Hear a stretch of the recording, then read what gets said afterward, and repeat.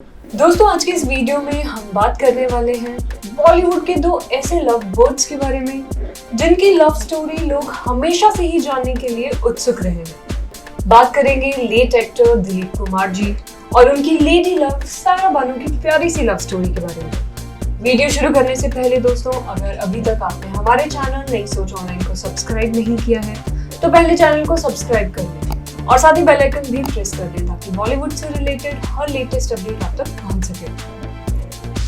सायरा बानो ने अपने latest Instagram में अपने और दिलीप कुमार के बारिश के प्रति प्यार के बारे में बताते हुए एक पोस्ट शेयर किया था। उन्होंने बताया कि आखिर क्यों और कैसे बारिश दिलीप जी और उनकी इतनी खास बन गई और आखिर किस तरह दिलीप जी ने सायरा को शादी के लिए प्रपोज किया था। वेटरन एक्ट्रेस सायरा बानो ने अपने नए इंस्टाग्राम पोस्ट में बारिश के प्रति दिलीप कुमार के प्यार के बारे में खुलकर बात की। साथ ही सायरा ने ये भी बताया कि कैसे बारिश उनकी लव स्टोरी में किस तरह इम्पोर्टेंट रोल निभाती है और साथ ही उस रात की यादों को याद करते हुए भी बताया कि कैसे दिलीप कुमार ने उन्हें शादी के लिए प्रपोज किया था और साथ ही उन्होंने बारिश का आनंद लेते हुए कुछ अनसीन पिक्चर्स भी पोस्ट किए हैं। चलिए दोस्तों, अब जरा जान लेते हैं कि आखिर क्या लिखा है सायरा बानो ने अपने इंस्टाग्राम पोस्ट में। Rain rain go to Spain.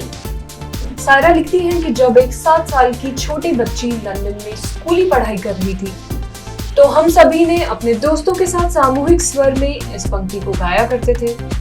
पता नहीं क्यों, लेकिन एराटिक इंग्लिश वेदर में यह एकदम आम बात थी। आप कभी ये नहीं जान पाते कि कब सूरज निकलेगा और कब बारिश होगी। यह हम बच्चों का आम मंत्र हुआ करता था। जहां तक मुंबई में मेरे परिवार की बात करें या फिर मेरी शादी के बाद दिलीप साहब की बात करें, हम सभी को बारिश बेहद पसंद थी। हमारे लिए पहली बारिश हमेशा से ही काफी स्पेशल होती थी। अपने इंस्टाग्राम पोस्ट पर सायरा आगे लिखती है, साहब को बारिश बहुत पसंद थी और अगर वह किसी मीटिंग में घर से बाहर होते थे और उसी समय अगर पहली बारिश होती तो वह तुरंत खुशी से मुझे कॉल करते, सायरा बारिश हो रही है। चलिए जानते हैं दोस्तों कि आखिर क्या कहना है उनका अपनी शादी को लेकर। आखिर किस तरह दिलीप साहब ने प्रपोज किया था सायरा को। सायरा बताती है कि कई साल पहले जब हम रात के सन्नाटे में जुहू बीच से गुजर रहे थे, अचानक से ही बारिश की बौछार हो गई और दिलीप साहब ने मेरी सेफ्टी के लिए अपनी जैकेट उतार दी और मेरे कंधों के चारों ओर लपेट दी। वह एक जादुई रात थी जब हम उनकी कार में बैठे और उन्होंने मुझसे पूछा, क्या तुम मुझसे शादी करोगी? और दोस्तों, साल 1966 अक्टूबर 11 को दिलीप और सायरा ने शादी कर दी। उस समय सायरा महज 22 साल की थी और दिलीप साहब थे 44 इयर्स के। दोनों में लगभग 22 साल का अंतर था। जब 1960 में दिलीप कुमार की सुपरहिट फिल्म मुगले आजम रिलीज हुई थी तब सायरा सिर्फ 16 साल की थी। साथ ही सायरा ये भी बताती हैं कि शादी के कुछ सालों के बाद उन्होंने खुशी खुशी महाराष्ट्र के एक हिल स्टेशन पर एक खूबसूरत जमीन खरीदी थी। वो बताती हैं कि साहब हमेशा दिल से एक किसान ही थे। दिलीप साहब पेशावर में एक बहुत सम्मानित पठान फ्रूट मर्चेंट के एक प्राउड बेटे थे। हम बारिश में अपनी छतरियां लेकर स्टोनी और हरे भरे ग्राउंड्स पर रेनकोट पहने कुछ मीलों तक बस एक साथ चला करते थे और शाइनी ग्रास पेबल्स उठाते थे और एक दूसरे से जीतने के लिए उन्हें जहां तक हो सके फेंकते थे। हमेशा ही साहब जीता करते थे और मैं हमेशा दौड़कर उन पत्थरों को इकट्ठा कर लिया करती थी। मेरे पास अभी भी हर वह पत्थर है जिसे हम वहां से उठाकर ले आते थे। सायरा की इस पोस्ट ने उनके फैंस की पुरानी यादों को ताज़ा कर दिया है। बता दें दोस्तों कि दिलीप कुमार का लंबी बीमारी के बाद 7 जुलाई 2021 को 98 इयर्स की उम्र में मुंबई में निधन हो गया था। सायरा ने एक बार कहा था कि मेरी शादी मेरे लिए एक सपने के सच होने जैसी थी। मैंने शादी से पहले ही दिलीप साहब के पिक्चर्स अपने कमरे में लगा ली थी। दिलीप जी से इम्प्रेस होकर सायरा बहुत ही कम उम्र में उनके प्यार में पागल हो गई थी। दिलीप कुमार और सायरा बानो की शादी लगभग 55 इयर्स तक चली और इस लंबी साझेदारी के दौरान दोनों को काफी सारे उतार चढ़ाव का सामना करना पड़ा।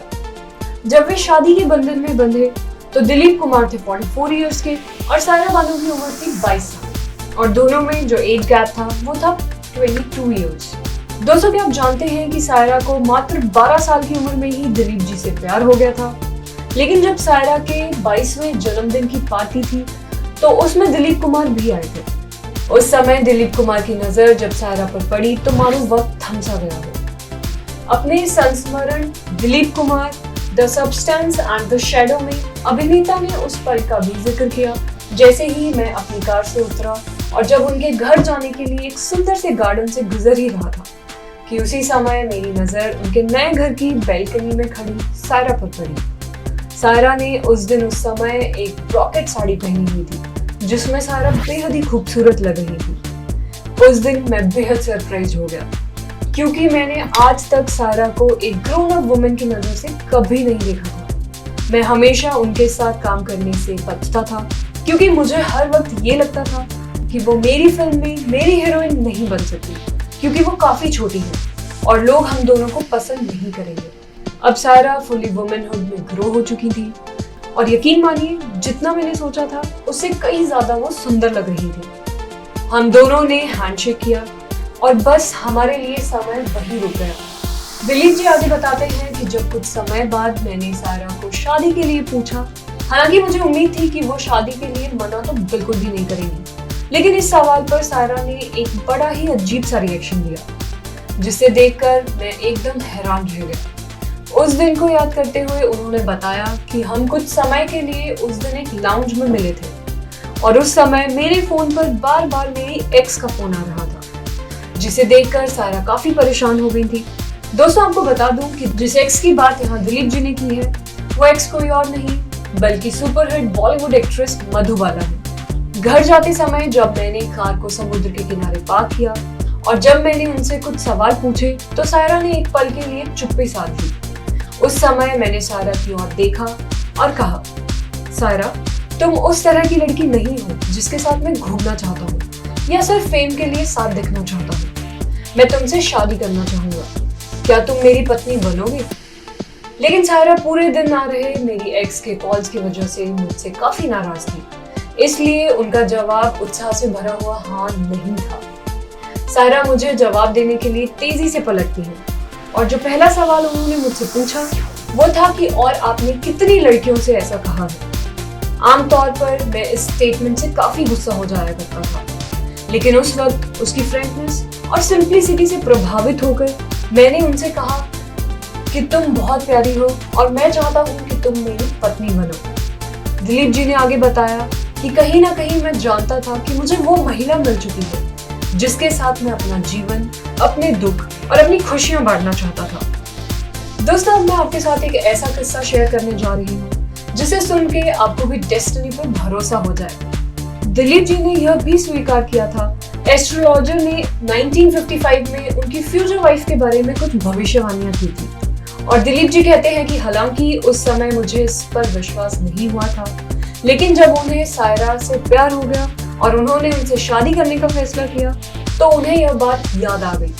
उन्होंने कहा कि एक वक्त था जब मैं कोयम्बटूर में था और उनकी मुलाकात कोयम्बटूर में एक ज्योतिषी से हुई जो अपनी भविष्यवाणियों की एक्यूरेसी के लिए काफी फेमस थे। उन्होंने मुझे स्पष्ट रूप से कहा कि मैं काफी लेट शादी करूंगा, जब मैं 40 वर्ष का हो जाऊंगा और मेरी वाइफ मुझसे आधी उम्र की लड़की होगी। और साथ ही उन्होंने बताया कि वो एकदम चंद्रमा की तरह गोरी और सुंदर होंगी। साथ ही उन्होंने ये भी बताया कि वह मुझे अपनी आंखों की पलकों पर रखेंगी और निस्वार्थ बिना शर्त मुझे प्यार करेंगी और मेरी पूजा करेंगी। इसके साथ ही उन्होंने ये भी भविष्यवाणी की थी कि वह मेरे ही प्रोफेशन से होंगी। इस पर मैंने स्पष्ट रूप से टिप्पणी की, कभी नहीं, मैं अपने प्रोफेशन की लड़की से शादी नहीं करूंगा। लेकिन फिर वही हुआ जो डेस्टिनी में लिखा था। तो दोस्तों बताइएगा कि आपको दिलीप कुमार और सायरा बानो की लव स्टोरी पर बनी ये वीडियो कैसी लगी, और साथ ही अगर आप भी अपने फेवरेट एक्टर्स की लव स्टोरी के बारे में जानना चाहते हैं तो कमेंट सेक्शन में लिखकर जरूर बताएं। अगर वीडियो पसंद आई हो तो वीडियो को लाइक, शेयर और चैनल को सब्सक्राइब जरूर कर लें। Thank you.